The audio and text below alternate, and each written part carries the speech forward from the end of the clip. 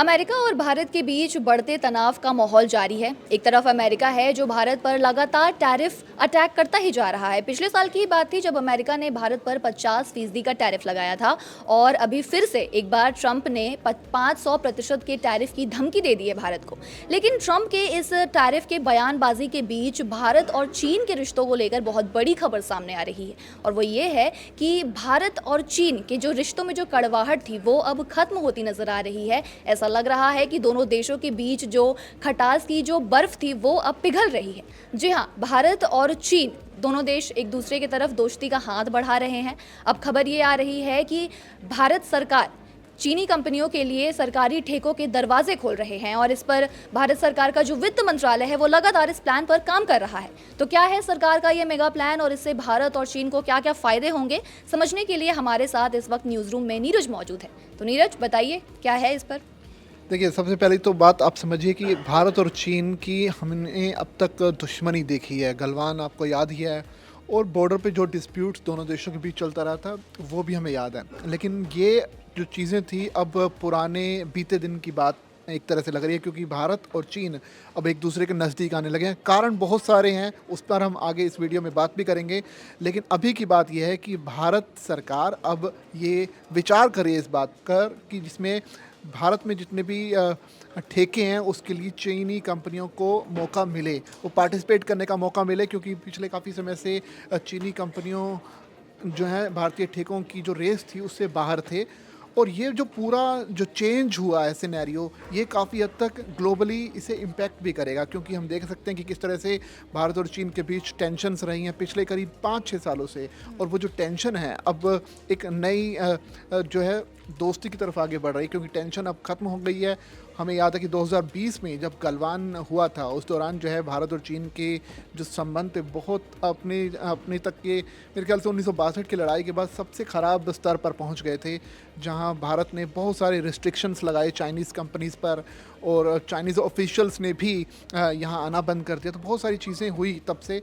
लेकिन अब जो है ये एक सकारात्मक कदम इसे मान सकते हैं। लेकिन कहीं ना कहीं इंडियन जो सिटीजन्स हैं उनको ये डर ज़रूर सताएगा कि क्या चीन पर भरोसा करना सही होगा, क्योंकि चाइनीज़ जो है भरोसे करने के लायक नहीं है। बहुत से लोग ऐसा मानते भी रहे हैं, क्योंकि भले ही आपको वो सपोर्ट दे सकते हैं, भले ही आपको वो अपने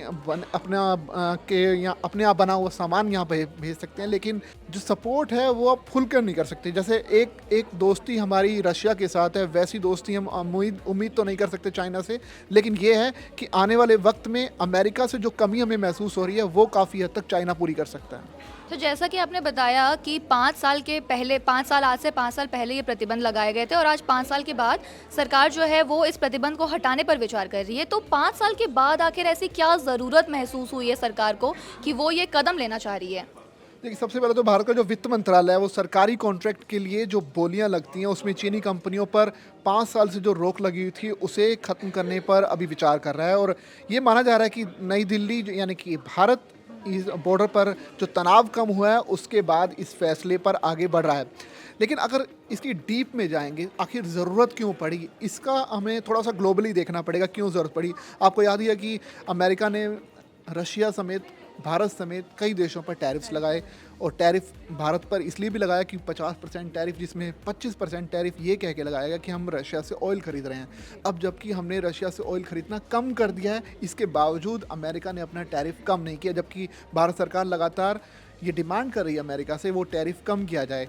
वो सब नहीं है। इसके बाद जो है अमेरिकी राष्ट्रपति कभी प्रधानमंत्री मोदी को लेकर स्टेटमेंट देते हैं कि मुझे खुश करने के लिए रशियन ऑयल को भारत अब कम खरीद रहा है। कभी इस तरह के स्टेटमेंट्स होते हैं। ठीक अगले ही दिन अमेरिका तक की तरफ से स्टेटमेंट आती है कि अब हम रशियन ऑयल पर और भी ज़्यादा सख्त हैं, कि यानी कि अगर भारत ने रशियन ऑयल ख़रीदा तो उन पर 50 नहीं बल्कि 500% टैरिफ लगा दिया जाएगा। तो ये जो धमकियाँ हैं वो काफ़ी हद तक इम्पैक्ट कर रही हैं भारत को। और अब ऐसे में स्ट्रेटेजिकली भारत को एक ऐसा पार्टनर चाहिए जो कि अमेरिका से होने वाली जो कमियां हैं उसे पूरा कर सके। तो इसी को कैश कर रहा है चाइना, और अब वो पूरा सपोर्ट देने के लिए तैयार है। वो लगातार स्टेटमेंट भी दे रहे हैं कि अमेरिका से आपको जो जो भी चीज़ें मिलती थी हम वो प्रोवाइड करने के लिए तैयार हैं, बशर्ते भारत और चीन के जो संबंध है वो बेहतर होने चाहिए, ताकि दोनों देश मिल के आगे बढ़ सकें। और सबसे बड़ा जो नुकसान है वो अमेरिका को होने वाला है, क्योंकि अमेरिका के लिए हमेशा से चाइनीज़ इकोनॉमी इकोनॉमी बहुत ज़्यादा टेंशन का इशू रही है,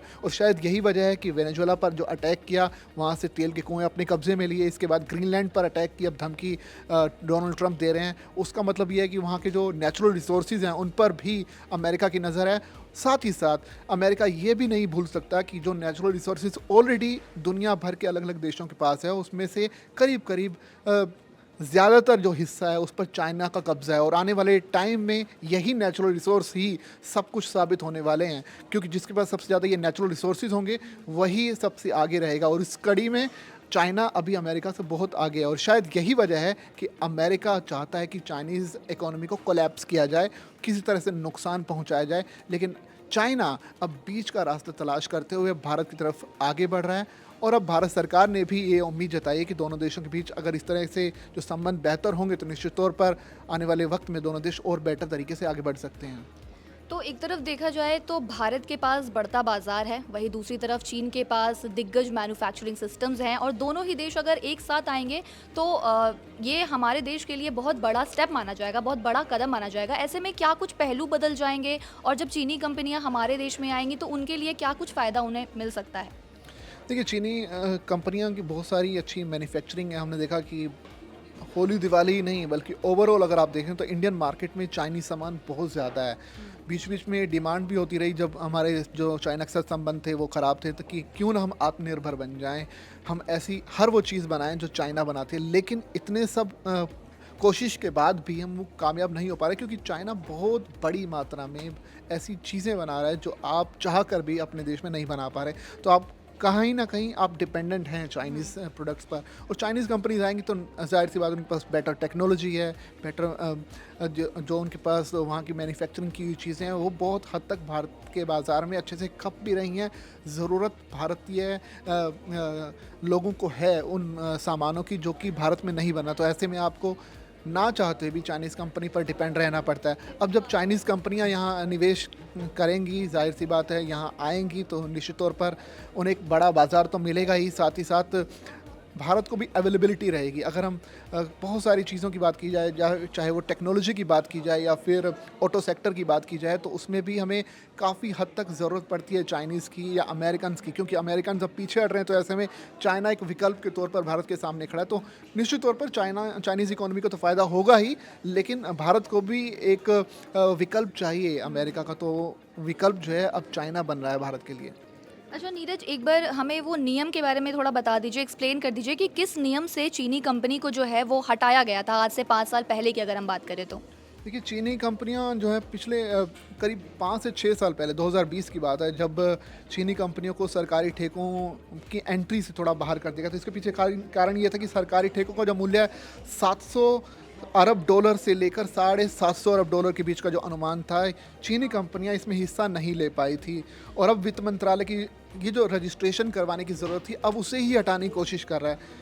दरअसल 2020 में ये पूरा का पूरा सेटअप किया गया भारत की तरफ से, और गलवान एक बहुत बड़ी वजह थी, जो बॉर्डर पे जो टेंशन थे दोनों देशों के बीच। उसके बाद जो है तल्ख होते रिश्तों के बीच भारत सरकार को ये फैसला लेना पड़ा। जो निवेश चाइना से आ रहा था वो निवेश भी रुक गया, जो बहुत बड़े बड़े कॉन्ट्रैक्ट्स चाइनीज़ कंपनीज के पास थे वो भी रुक गए। तो ऐसे में बहुत हद तक इम्पैक्ट पड़ा, और ये अब नियम जो है थोड़ा सा आसान करने की कोशिश करने की कोशिश की जा रही है। गृह मंत्रालय इस चीज़ पर विचार कर रहा है कि जो रजिस्ट्रेशन करवाने की ज़रूरत पड़ती है चाइनीज़ कंपनी को, वो जो रजिस्ट्रेशन है वो काफ़ी हद तक हटा दिया जाए, ताकि चाइनीज़ कंपनीज भी पार्टिसिपेट कर पाएँ भारतीय ठेकों में। जी, हमने अक्सर देखा है कि जब भी ऐसे व्यापार को लेकर के या फिर जब भी जो दो देशों के बीच अगर कोई तनाव का माहौल पैदा होता है तो उससे बाजार पर भी एक गहरा इम्पैक्ट पड़ता है। तो क्या आज बाजार पर कुछ ऐसा इम्पैक्ट दिखा, या फिर कुछ ऐसे शेयर्स थे जिनके शेयर्स गिरे हैं, आप वो भी बताइए?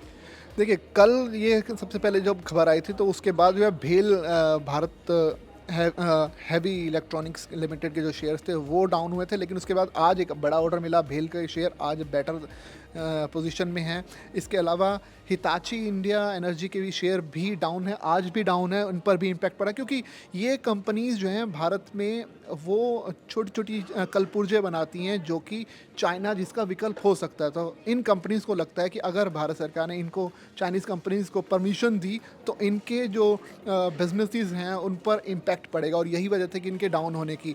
अब देखना पड़ेगा कि किस तरह से भारत सरकार अपने यहाँ की बनी कंपनियों को भी बचाती है और चाइनीज़ कंपनियों को भी आने का मौका देती है, ये देखने वाली बात होगी। लेकिन फ़िलहाल के तौर पर एक अच्छा कॉम्पिटिशन बन सकता है और निश्चित तौर पर कॉम्पिटिशन का फ़ायदा जो है आम यूज़र को होगा, क्योंकि जो उनका एक्चुअल यूज़ करते हैं उन चीज़ों का, तो जितनी ज़्यादा प्रतिस्पर्धा बढ़ेगी उतना फ़ायदा। बट ये है कि भारतीय कंपनियों को इसी चीज़ का डर है कि चाइनीज़ कहीं पूरी तरह से मार्केट को टेक ओवर ना कर लें। ठीक है नीरज, हमें ये सब चीज़ तो समझ में आ गया, लेकिन सबसे इम्पोर्टेंट सवाल जो है वो ये है कि सरकार को ये सब करने की आखिर नौबत क्यों आई, ये फैसला क्यों लिया गया, और क्या इसका ट्रम्प टैरिफ से भी कोई कनेक्शन जोड़ा जा सकता है? बिल्कुल, टैरिफ एक बहुत बड़ी वजह है। मैंने जैसे पहले बताया कि जब 50% टैरिफ था, उसमें से 25% टैरिफ यही कह के लगाया था कि हम रशियन ऑयल्स खरीद रहे हैं, लेकिन बाद में भारतीय कंपनी ने इंक्लूडिंग रिलायंस ने भी रशियन ऑयल खरीदना बंद कर दिया और उसके बाद कई कंपनियां हैं जिन्होंने काफ़ी कम मात्रा में रशियन ऑयल खरीदा।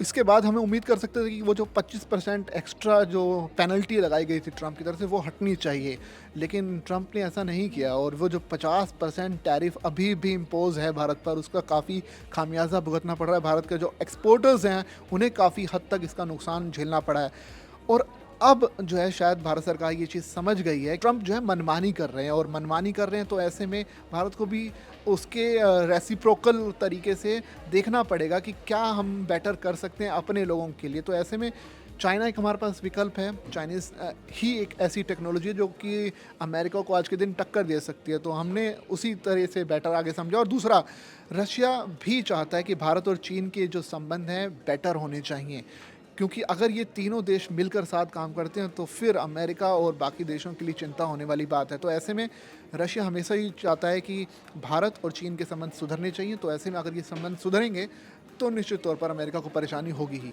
तो कुल मिलाकर एक तरफ भारत है जिसके पास बढ़ते बाजार हैं, दूसरी तरफ चाइना है जिसके पास बढ़ते मैन्युफैक्चरिंग हब है, मैन्युफैक्चरिंग हब कहते हैं चाइना को, और दोनों ही देश जो हैं वो आज की तारीख में बढ़ते इकोनॉमी है, सबसे ज़्यादा जीडीपी वाले देश हैं। तो ऐसे में जब दोनों ही देश एक दूसरे के साथ इस समझौते पर आ जाएंगे, साथ काम करेंगे, तो देखना होगा, काफ़ी दिलचस्प होगा कि क्या कुछ बदल जाएगा और सरकार इस जो प्लान का फाइनल कंक्लूजन क्या निकालेगी, कब तक ये इम्प्लीमेंट होगा।